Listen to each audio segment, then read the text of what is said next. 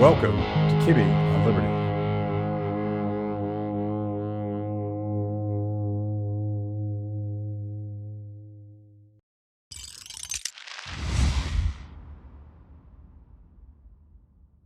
Congressman, good to see you. Good to see you, Matt.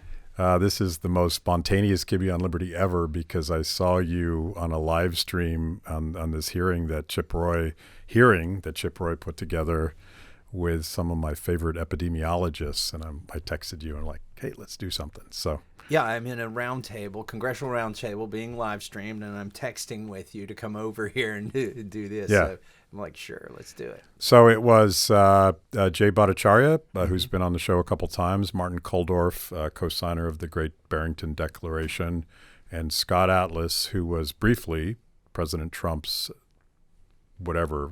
virus advisor, COVID advisor.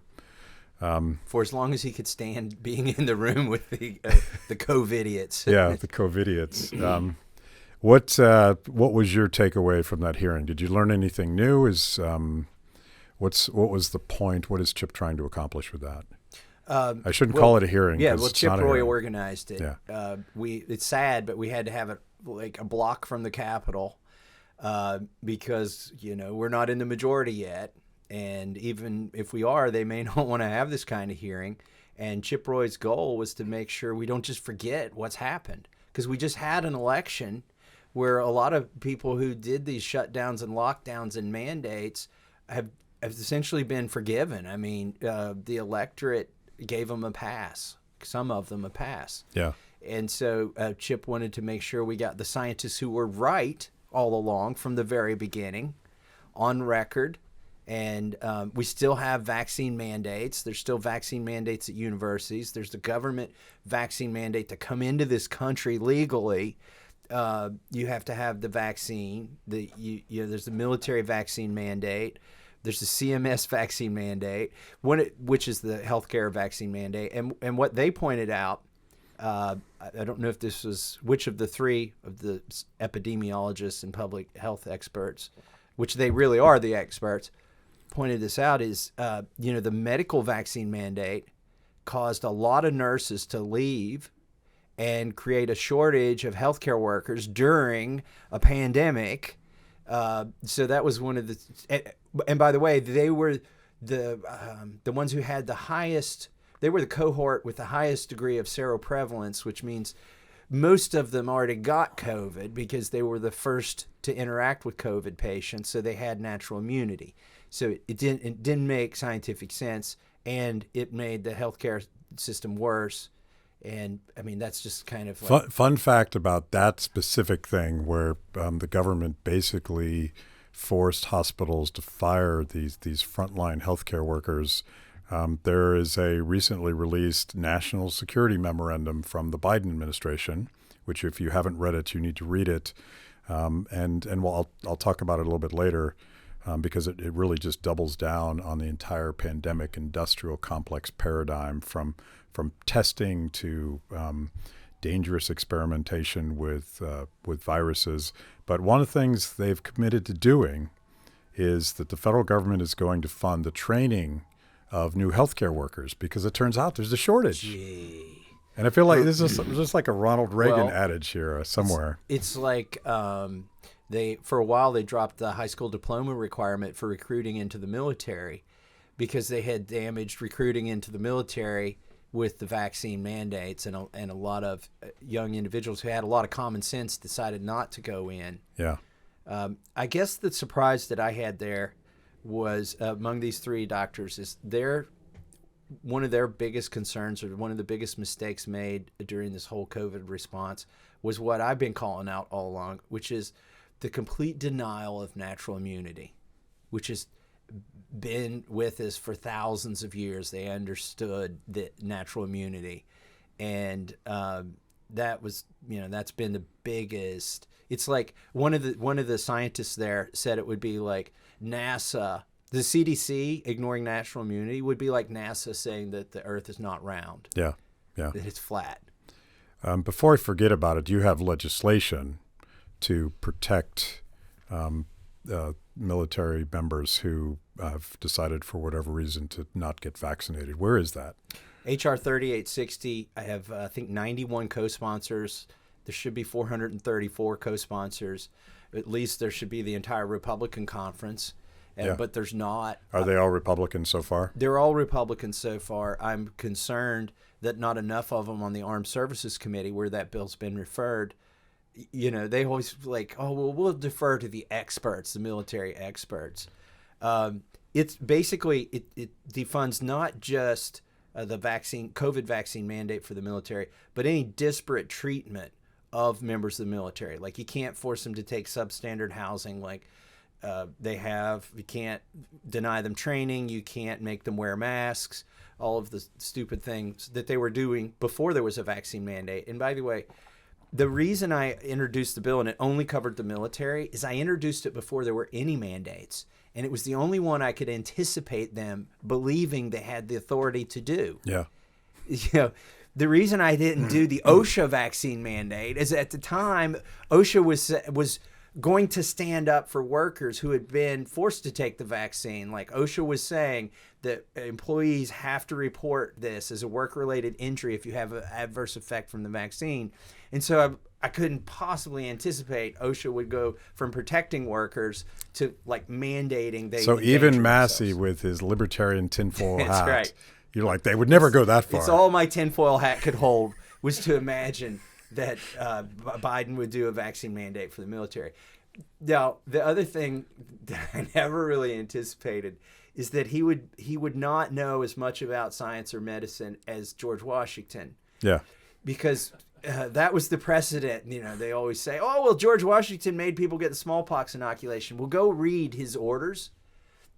In two places I can find his orders. It said all who've not had it, all who've not had smallpox, which include, and by the way, George Washington had smallpox as an adolescent, so he never took it either. Yeah, he understood natural immunity, and Joe Biden does. Well, in Biden's defense, at least there was no executive order on mandatory leaching, so yeah. So there has been progress. There has been progress, but even leaching made more sense than what's gone on. Yeah. And by the way, now they're sort of kind of acknowledging that some of these off-patent generic things like ivermectin might have worked a couple years late. Yeah. I want to dig into that, but I have to, and we should frame this conversation because you mentioned the election. The election happened a couple days ago, and we don't actually. Well, it's still happening. It's still happening. Yeah. Apparently, in Arizona, this could go on for right. for many months now. So most news sources are projecting that the House will flip to Republican, but by fairly narrow majorities. Nobody is yet projecting the Senate, so it's still possible the Republicans might take the Senate, but we don't know that. So right.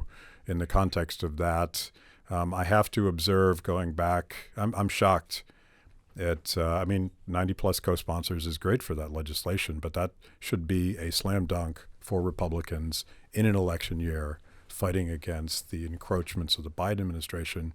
That was clearly the grassroots fire that they needed to tap into. And they didn't. Maybe there's a reason why. They didn't, because I polled this in my Republican primary, and it was number 6 or 7 on the list of concerns. Like it was below inflation, below jobs, below the economy. Because it only affects some people. Because people go about, they've kind of ignored the government at this point, and they've moved on. Yeah. Okay, the bivalent, for instance, the bivalent booster that Pfizer now charges, it's not just bivalent, it's $. They've doubled the price of it. Only 7% of Americans have received that booster. And it's literally the only one responsive to the virus that's circulating right now. Yeah. So I think Americans have they've figured out how to go on with life and just ignore Rachel Walensky, who's just recovered from a 3-week bout of COVID after 5 shots and Paxlovid. Yeah. She's thankful that it was only 3 weeks. They're like robots when they say that. I'm sad to announce that I've contracted COVID yet again, but thank goodness I got boosted 3 times. Yeah, just changed in, where in is now 5 instead of 3. And the ones that say 4, the ones who've gotten 5 boosters are probably saying, well, there's your problem. You didn't have 5. You didn't get the bivalent booster that was tested on 8 mice. So this is something in the hearing. We're all like, sorry to interrupt, but 7% of Americans are buying it at this point. Yeah. And it's free, right? So I guess that makes 93% of us like vaccine deniers, anti-vaxxers, because that was the definition of anti-vaxxer. Yeah. If you didn't take COVID vaccine. One of the, you mentioned ivermectin, and one of the sort of glaring questions that remains to be answered is, why was natural immunity not only dismissed but attacked as a conspiracy theory? Why were treatments that were not vaccines, treatments with a proven track record, ignored at the expense of just monolithically, just like, we're going to do the vaccine, you got to get vaccinated, you got to get boosted. And I have a fun fact. This week, my cat got monoclonal antibodies for the arthritis in his back legs. Oh, I could not get monoclonal antibodies for my wife when she got COVID last year because Biden took it off the market. Yeah. So there's a free market in medicine for my cat, who's doing much better, by the way. I'm glad you asked. Glad. Maybe it'll. Yeah. Don't. I'm not going there. Don't spew your hateful thoughts I'm about not, cats. I'm not hateful. It's just the world doesn't need any more cats. But the ones we have are fine. I'd be like, well, Rourke's happy to know that you're not going to send them to the kitty camp. No. Yeah. I love animals, by the way. Love animals. Yeah, just not cats. Not cats. It's not among the list. But what were we talking about? Monoclonal antibodies. Baited me into and we will clip that which part. you did that on the movie that we made off the grid with Thomas Massie. You didn't put it in the movie, but you did an outtake of me talking about cats, and it made my mom mad. She saw it. Well, your mom understands more about the world than you do, apparently. I know. She's always right. Yeah. But no, they're not taking the bivalent, so that makes 93% of us anti-vaxxers, I guess. But people have moved on, so I think that's why you didn't see an appeal in the elections to take out the COVID the perpetrators of COVID tyranny. Yeah. Tyrants is the word I was looking for. The tyrants got reelected. I'm sorry. So let's parse that a little bit. And again, we only know certain things about the election, but I do think I see a pattern where certain Republicans performed quite well having fought lockdowns. Yeah, the exception being and was was Florida. So here's the irony. Okay, the pundits looked at the early votes in Florida and the turnout, and Republicans were turning out great. And Florida's one of those states that does report their results on election night. They can count. They can count. Math is hard, but this is simple addition. My wife's like, somebody should have taught them about putting that fifth slash sideways through the marks. It makes it a lot easier to count. But they've learned how to do that in Florida. So one of the reasons the prediction of the big red wave was so far off is they were looking at Florida, at the data in Florida, and they were looking at Ron DeSantis's performance. Ron DeSantis had a big red wave. He left the other in the dust. And Rubio did fine, and a lot of people were buoyed into office, Republicans in Florida, because of that.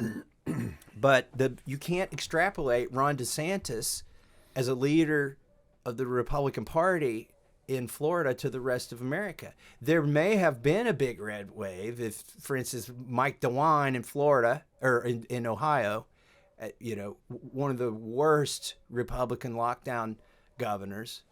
I think he's actually older than Biden and about at the same mental capacity at this point. I don't care. All I care about is like he locked down Ohio. He was awful. He was worse awful. than some Democrats. Yeah. And so, that I think that tempered enthusiasm could have been better. Yeah.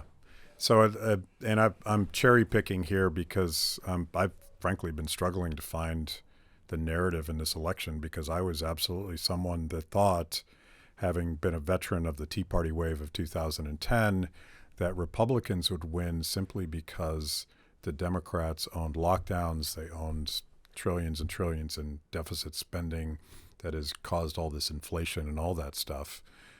I was wrong. Thank you for joining me today on Kibbe on Liberty and for being part of our fiercely independent audience. Every week, my organization, Free the People, partners with Blaze TV to bring you this show. My guests bring smart perspectives on everything from current events to timeless philosophical debates.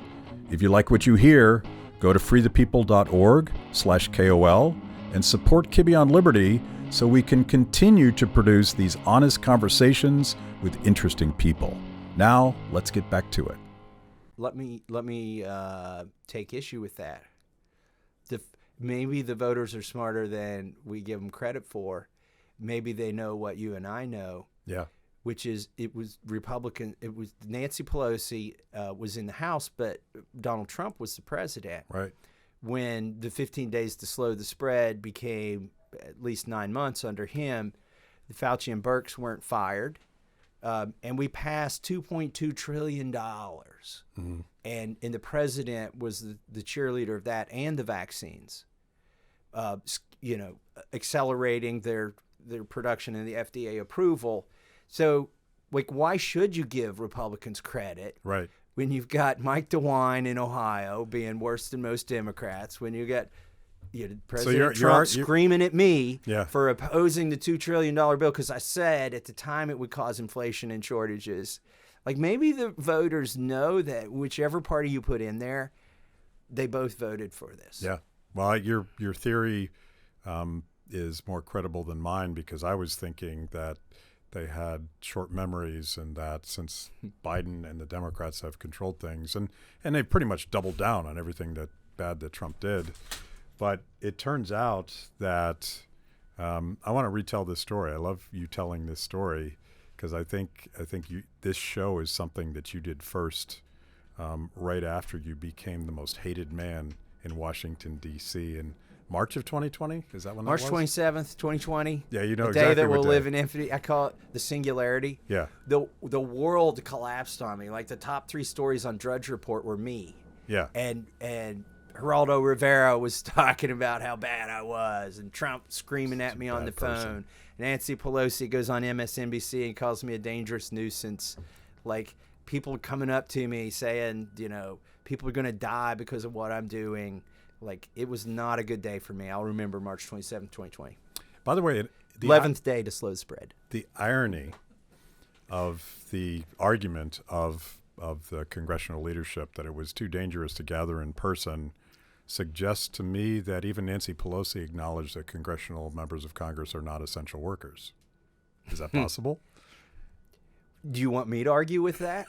If she was saying that, I might be agreeing with her. But no, ostensibly we are essential. No law can be passed without us. No money can be spent without us. And if you're going to respond to an emergency, we should be present and debating it, not eating ice cream out of $20,000 refrigerators and calling in the vote. Yeah. And I said at the time, if farmers and truckers and nurses and grocery store workers are working, then by golly, get your butts to Congress. And that's what I was hated for. Yeah. Requiring, because the Constitution requires it, requiring people to show up because I was the lone dissenting voice. And I had members of my own party who are going to be in leadership now screaming at me on the phone too. I know. For doing it. So literally the Republican president and the Republican leaders were your worst enemies in that fight. Nearly everybody except for you. You invited me on that day. I don't have any friends. The world collapsed on me. I think it was maybe the next day something. There was because I had been sleeping in my car for 3 days. I didn't know when they were going to call the motion. I'm literally eating pretzels with peanut butter in the middle. Yeah, in the back of my expedition, camped out in the parking lot of Congress, waiting for them. By the way, if there's one perfect food, it's pretzels with peanut butter. It's got the salt, it's got the carbs, it's got the protein. It's probably that and margaritas. which is what I had in the back of my expedition. Is this like the Massie food pyramid? Now more truth comes out. I had medical margaritas. I don't drink recreationally. Yeah, I understand. So to remind people all that nonsense, you had the audacity to ask Congress to vote on the largest spending bill in history, and the entire D.C. establishment came down on you like a ton of bricks. They came down on me like a ton of bricks, and I polled it a couple weeks ago in my district. Only polled Republicans because I was in a primary fight of my life since, the first serious challenger, well-funded since I'd been elected. And so it wasn't just like people hating me. I can get over that pretty easily, but I was about to be unelected, I felt, if I did that. Yeah. But I polled it and even tried what messaging would work best. So, are you, among Republicans, I said, are you in favor of the lockdowns? And 79%. Are you in favor of like emergency spending? I didn't call it lockdowns. I didn't poll the lockdowns. Are you in favor of the emergency spending pack, the bailout? Mm-hmm. And 79% of Republicans in my congressional district supported the bailout. Yeah. And if I called it stimulus, so at half the poll, I'd say, well, are you in favor of the stimulus? It went from 79% to 81% popular among Republicans. Yeah. Yeah. So I wasn't just out of step with Washington, D.C. We always like to blame the swamp. But the swamp responds to what the electorate wants or what they're polling. And at the time, the polling was against me, too, in my own district. But ironically, or coincidentally, whatever, in spite of that, 6 or 8 weeks later, I got 81% of the vote in my district. Like, even though 81% supported the bill, I was the only person in the world opposing. Well, let's talk about that. I'm not sure we've ever talked about it in great detail, but the threat to you was very much inspired by Trump. So Trump wanted this bill to pass. He wanted it to pass immediately. He called you up. He took your head off. Mm-hmm. Did he actually endorse your primary opponent? No, he called me a third-rate grandstander on Twitter. And he did say I should be thrown out of the GOP, that the Kentucky Party should throw me out of the Republican Party. And then the third tweet was... So kind of a non-endorsement. The third tweet said, and at this point I imagine he's out of ideas, and he turns to somebody and say, what would hurt him the most? And they say, well, he's the chairman of the Second Amendment Caucus. So he tweets that I'm bad on guns. Like, that was the third tweet, like, that nobody remembers. But I remember it. The guy that said grab him and then have a trial? Yeah, I'm not going to, we kind of made up since then, because now this primary I had, he called up and endorsed me a few days before my election. So we came around. Yeah. But you survived. So would you say, as unpopular as standing on principle in the middle of a panic was, does it pay political dividends for you in your reelection this last week? Yes. I mean, the media in my district, they were wondering, well, why aren't you campaigning more? Like, we noticed you're not doing a lot of campaigning. We're not seeing your TV ads. Where's the mail in the mailboxes? And my response was, look, everybody right now is trying to brand themselves as being against inflation. Mm-hmm. That is my brand. Mm-hmm. Like, I don't need to brand myself. Like, everybody knows that I opposed not just the $2 trillion, but the $4 trillion that followed, all $6 trillion, not just a little bit, not just with a vote, but like vocally, whether it was Biden or Trump, I was opposed to it. So I didn't need to campaign against the number one issue. I had already been the only person on the planet trying to stop the number one issue from happening. Yeah. Those little payouts to voters in the midst of their panic was the cheese in the trap. If you could, the 12, that's what I said, that that bill, by the way, I tweeted this, I think the day I came on your show, I said that the $2.2 trillion stimulus bill is the biggest transfer of wealth from the middle class to the Wall Street bankers, the bankers on Wall Street in the history of mankind. And the $1,200 is the cheese in the trap. And it was the cheese in the trap. Now, they added a little more cheese. They did another $600 piece of cheese and a $1,400 piece of cheese. There's always a piece of cheese. Yeah. But all that cheese adds up to like, maybe a $33,000. And if you got a lot of kids and whatever, maybe you got more than that, but it doesn't add up to what you lost in inflation just this year. And the inflation is permanent. So they announced, I think in August, when the government admits that inflation is 8.3%, it's probably a lot higher than that. Yeah. But 8.3%, if you take 1 over 12, it's 8.3%. Well, there's 12 months in a year. Everybody lost 1 month of pay this year due to inflation. So the cheese, like you had the cheese is gone. Now you're in the sticky trap. And it's not just that you lost 8.3% this year. That's permanent. And you may have gotten a raise, but they're gonna outpace it. And what has been the government solution by the way, they didn't overstimulate the economy. We're not living in a raging economy right now. The shortages aren't caused by massive demand. The shortages are caused by people like working at home or just fell out of the workforce, or things that didn't happen 2 years ago.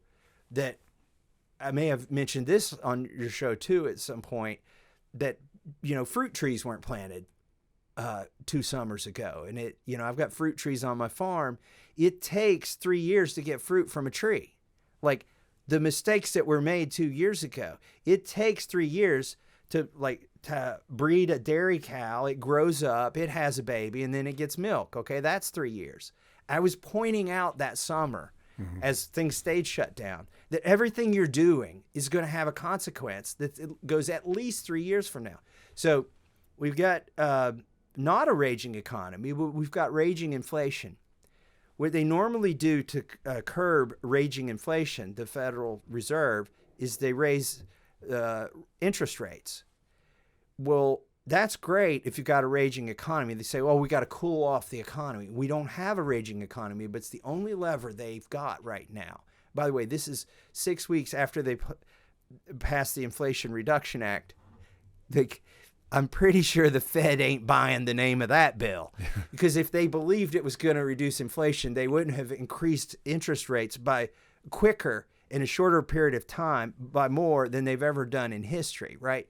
They are throwing so many wet blankets, not on a fire, not on a raging economy, but on a ho-hum economy. And so now the people, we all took the cheese, okay? There was no choice, because the government has forced it. But now that you've had the cheese, not only do you have 1/12 of your pay gone this year, you are stuck in your house. Because if you've got a mortgage at 3% and you say, oh, I like that house down the street. It's got a bigger yard and a place for our kids to play, and it's closer to work. Let's move there. Well, guess what? Look at your mortgage payment. It may be the same size house and everything's the same. It's just in a better location. You can buy a third of the house now because the cheese was in the trap. The $1,200, $600, $1,400 has now led to the Fed raising interest rates. And if you have to borrow capital to, build a house or whatever, you're paying for it. It's like the laws of economics don't care about politics. They don't care. They don't care at all. But people care. Yeah. And we got inflation and we got all that, and maybe the red wave should have been bigger. But one thing I do want to say, you haven't asked me this question, and I know I'm assuming we've got a majority. I keep getting asked, is it going to be hard to govern? So whether the Republicans have the majority or the Democrats do. And okay, this is where you're going to have to put a subtitle on the video if I'm wrong about this. But no, I'm hoping you make a horrible prediction right. that we can embarrass you with later. Sad trombone. Wah, wah. Okay. Either party's going to get a majority by just a few seats. Yeah. And I've been asked, does that make it harder to govern? And I am just delighted at the prospect of having just a few seat majority, because they need to consider if the speaker, let's say it's going to be Republican, decides to pass a bill and the speaker has 218 votes and the minority party has 217, and the minority party desperately wants to make the majority party look bad, so there's no coming across the aisle, the 218, every member of the Republican conference, their opinion has to be considered in order for that bill to pass. One of the worst things that could happen, I've seen this in state legislatures in red states, is you get a supermajority. Yeah.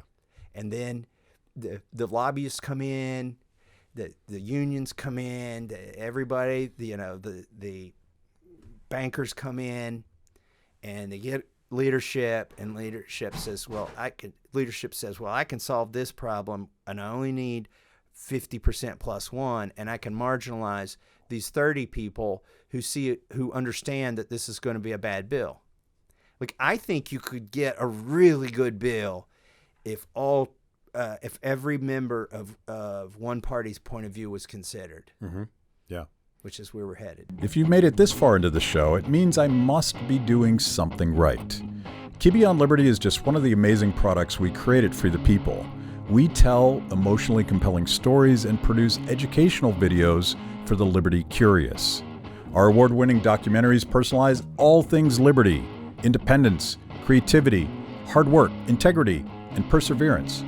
After the show, check out our work at freethepeople.org. And if you like what you see, donate to support what we do.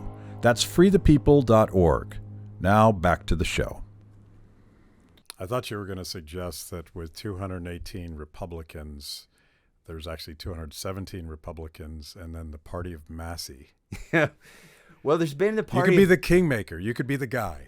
There's been the party of. Somebody asked me, is it hard to govern when you only have like a 1-seat majority? And I said, I don't think so. Go ask Joe Manchin. Yeah. Like, Joe Manchin's been in the catbird seat, not Chuck Schumer. Mm-hmm. Joe Manchin, people know more about Joe Manchin than they do about Chuck Schumer, because he's actually somebody who's, for a while anyway, stood on principle. And but everybody has the chance to be a Joe Manchin. Like, there could have been other Democrats, right, that took Joe Manchin's position, but they chose not to. They're like, wait, we're just going along to get along. And in the House, I think there'll be a similar scenario where you'll have 180 who decide to go along to get along, who have 20, people. I call it prom court, the leadership.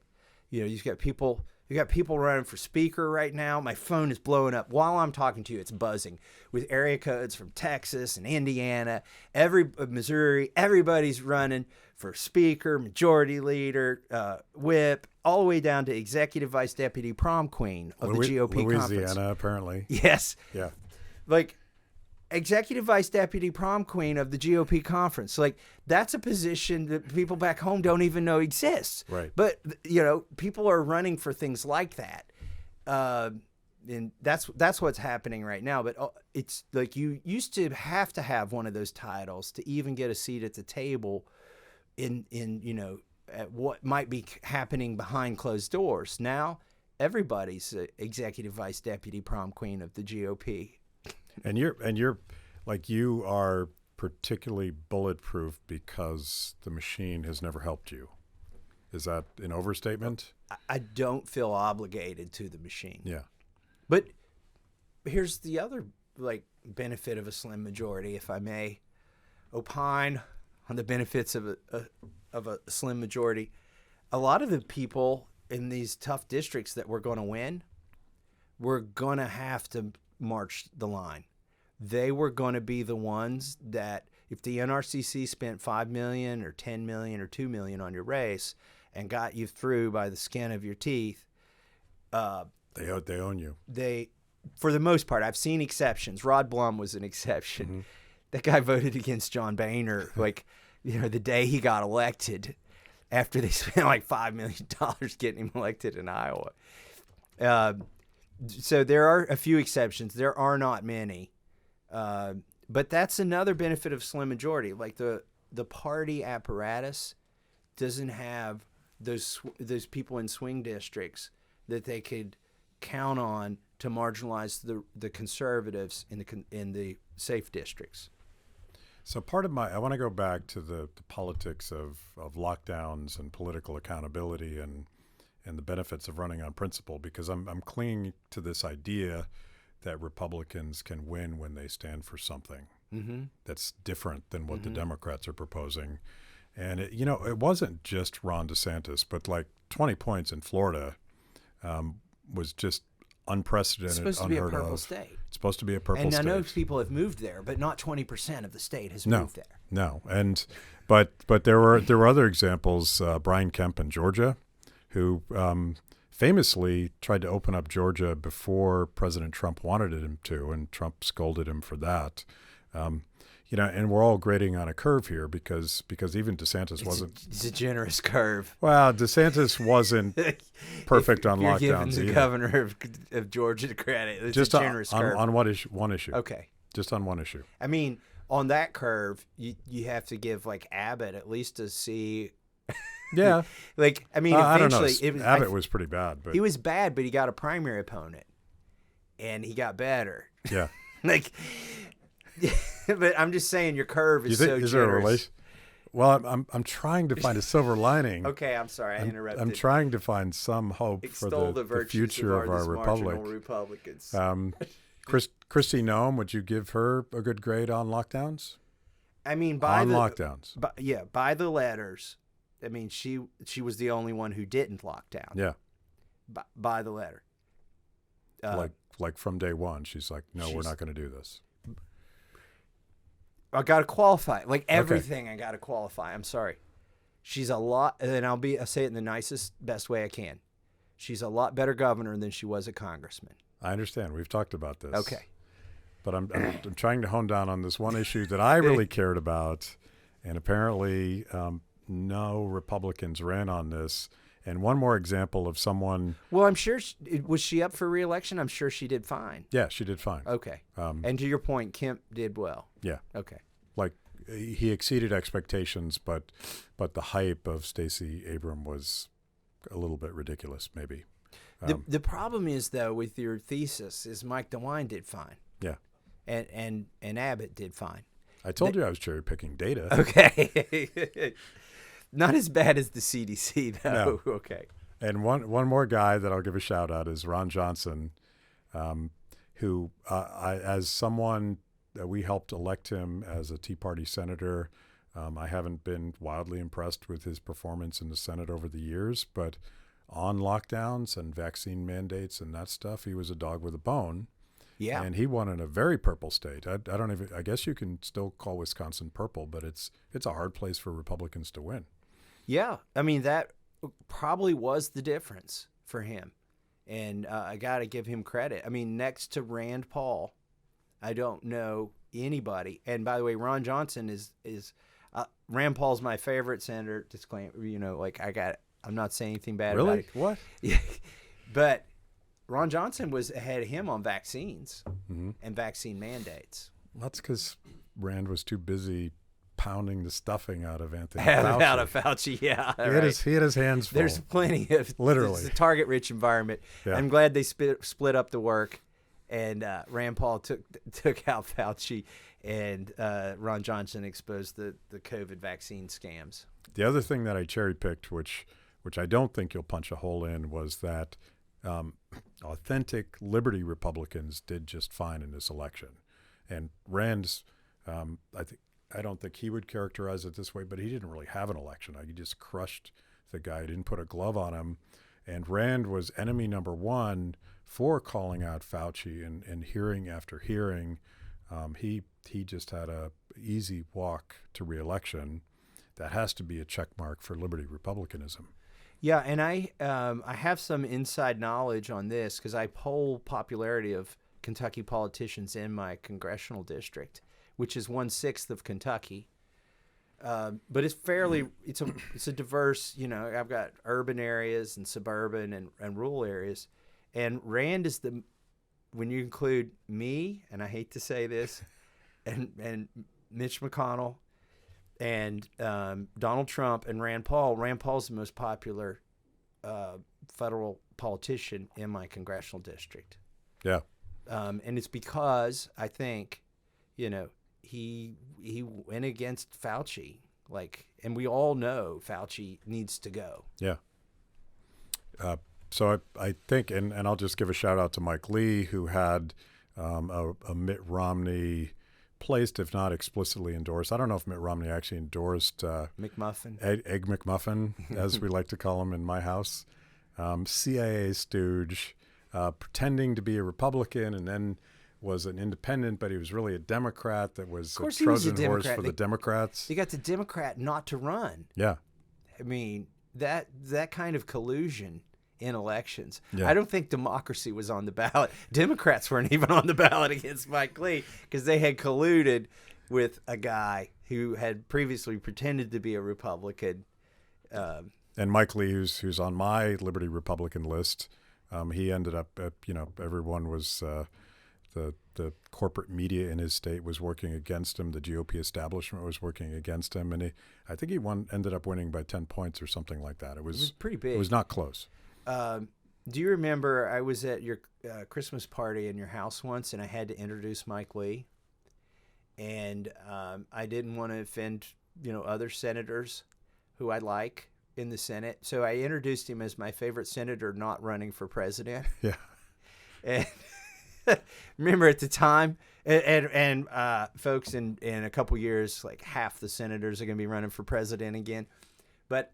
I think Rand was there too. So you were like, Rand was running, Ted Cruz was running, then a whole host of bad Republicans were running. So I thought it would be safe to say my favorite senator who's not running for president. And Mike Lee took the microphone and said what he meant to say is I'm the only senator not running for president. So it wasn't as much of a compliment. I was just trying to qualify it a little bit, but I didn't realize I had just basically put him in the 1 percentile of senators. Yeah. At Kibbe on Liberty, freedom is a lifestyle 24/7, something you live and breathe and wear every day. If that describes you, you need the very best Liberty swag in the market today, just like this shirt I happen to be wearing. Go to freethepeople.org/KOL and check out our exciting merch. You too can love Liberty and look cool. So what I will do, assuming they're not in the room together, is I will declare either Mike Lee or Rand Paul my favorite senator and hope that the other one doesn't hear about it. So, I've been in Washington a long time. That's how we roll. That'll work. Yeah. Love the one you're with. So give me something optimistic to think about here. There's one more race I want to talk about, and maybe this is my optimism. Uncle Fester won in Pennsylvania. I call him Festerman. Yeah. Uncle Festerman. And this is my problem with the Republican Party. Dr. Oz was a celebrity. He actually lived in New Jersey, not even in Pennsylvania. And I'm from Pennsylvania, and I know how that plays, particularly in Pittsburgh, where I'm from. He actually aggressively supported lockdowns and mandates. He gave Jussie Smollett a platform. Like, how the hell is this guy the nominee for the Republican Party in Pennsylvania? So we deserve Fetterman. We earned it. They picked him. Well, Pennsylvanians, I guess. Yeah, Pennsylvanians did. Yeah. I'm, wait, you prefaced that with "give you some hope." Yeah. Well, so that wasn't it. No, that was the counter. Well, example. let's dig even deeper and darker, and then let's end with a you want to get optimistic dark? flash. I don't know, man. I'm not going to talk about too many of my colleagues. It's pretty dark. I want to go to optimism. Okay. And again, this is where you put the sad trombone in some subtitle here, if I'm wrong. But a slim majority is great, like a slim majority of Republicans. It means the Massie caucus, which on a good day is 5, and on a bad day is 1. It means the Massie caucus is significant. It means every caucus is significant. It means that a bill to pass along party lines is going to have to be amenable to every member of the Republican conference. There's basically a veto If we had a majority of 218, there are 218 vetoes, and 180 of them have already promised to vote for whatever crap you put in front of them. So it means there's not that many vetoes, and I think they're gonna, like, I was asked by a reporter on my way here, what does it mean? And I said, it means they have to consult us before the bill is written. Like, normally, here's how a whip operation works in Washington, D.C. This bill is so baked. If I offered an amendment to change 1 penny, like a $2 trillion bill, and I said, let's cut 1 penny at NIH, they would refuse it. Like, nothing I could do could get them to cut 1 penny because they've already made an agreement. Like, this is a legally binding contract with the lobbyists and the deep state to not change anything, because then all their secret negotiations get opened back up. Mm-hmm. So that's all changed. I will tell them, whoever becomes speaker, listen, I don't want to break your heart. I know you're going to write the perfect bill, and you're going to come to me and tell me you need my vote. So that's why I'm telling you right now, talk to me before you write the bill. Let me in on the process, and you might get my vote. And I'll tell them that now, and they'll consider it, and they may ignore me, and they do so at their own peril. Mm-hmm. And not just me. I mean, there are a lot of Republicans whose voices need to be considered, who I think will be considered in a slim majority. And then for the Republicans who are just lamenting that we didn't have this giant red wave and we don't have 250 Republicans, and, man, that would have sent a mandate, and we could have got the Senate, and we could have really got some stuff done. 1 vote is enough to change every gavel in the House. Like, the House isn't like the Senate. It is. I had no appreciation for this. This was not taught in U.S. civics course in high school. It's mob rule. And if you got one more person in your mob, you are the mob who is ruling. So this doesn't sound very bipartisan, but it's the difference between Gerald Nadler holding the gavel and convening a judiciary session and Jim Jordan holding the gavel. It's the difference between not subpoenaing anybody in the White House. Like, just, hey, if you got some free time, send that executive vice deputy, of Amtrak over, and we'll talk to him. It's the difference between talking to that guy and Merrick Garland. It's the difference between talking to Merrick Garland once and talking to him every month. It's a big difference. Every gavel changes if the majority is won. Subpoena power, and I saw Elon Musk tweet this. I don't agree with his algorithm, but he got to the right conclusion, which is vote Republican.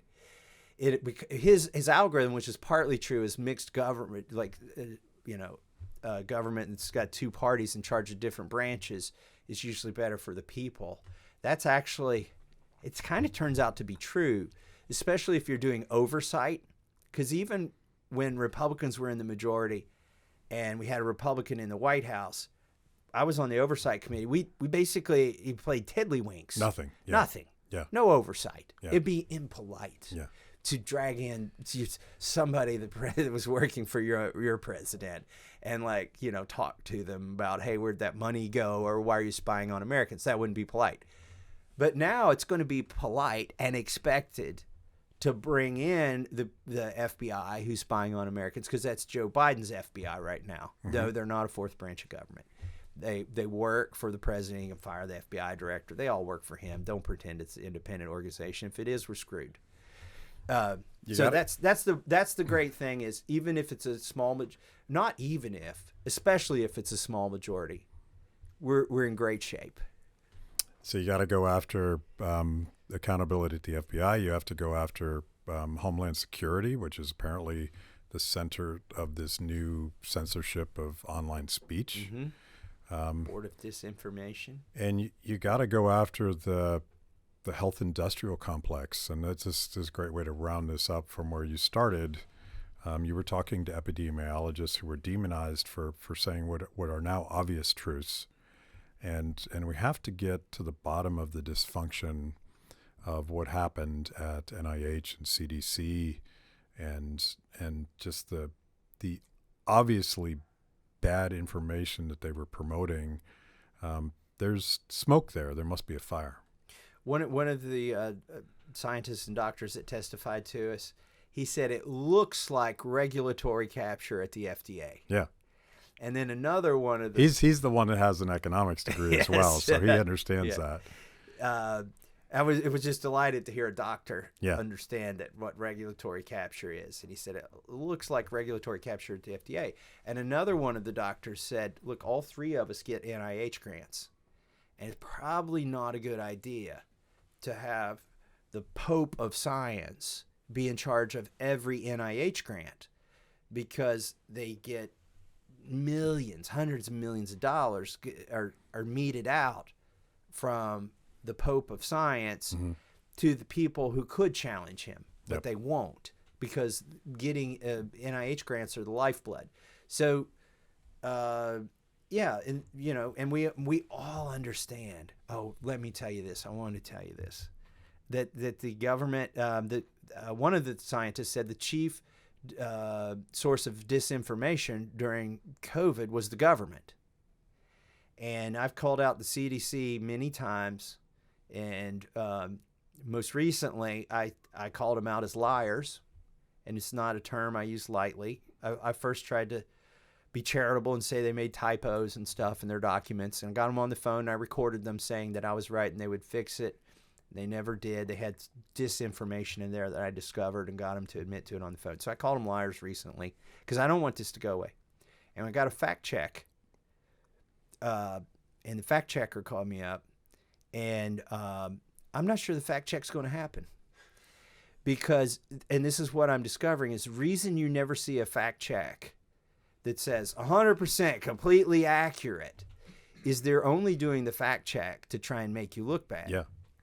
And so I would... And they torture language and facts and they say, to make you look bad. Oh, let me tell you about the last fact check that I underwent. I tweeted that we've spent more... U.S. Congress has spent more in Ukraine than we do on roads and bridges. In the first 6 months than we do on roads and bridges all year. And the fact checker came at me. We give him information from Biden's own DOT, and I warned him. I said, you better release your fact check quick, because pretty soon I'm going to tweet that we spent twice as much in Ukraine as we do on roads and bridges. So, and then he said, well, you're leaving out counties and states, and he was British. They pick fact checkers in another country, I guess, so you can't go track them down.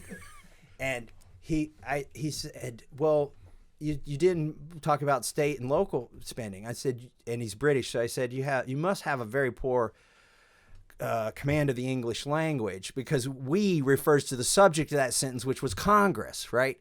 But anyways, his fact check came out. It said, and I've got it framed. It says, mostly true. That's as most as you're ever going to get. That's the best you can do. Mostly true, missing context.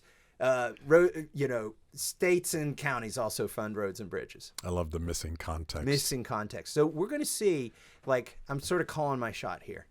I think it's a Reuters fact check. I think they may never do the fact check. And if they don't, I'm going to call them out because I've got stuff on them. All right.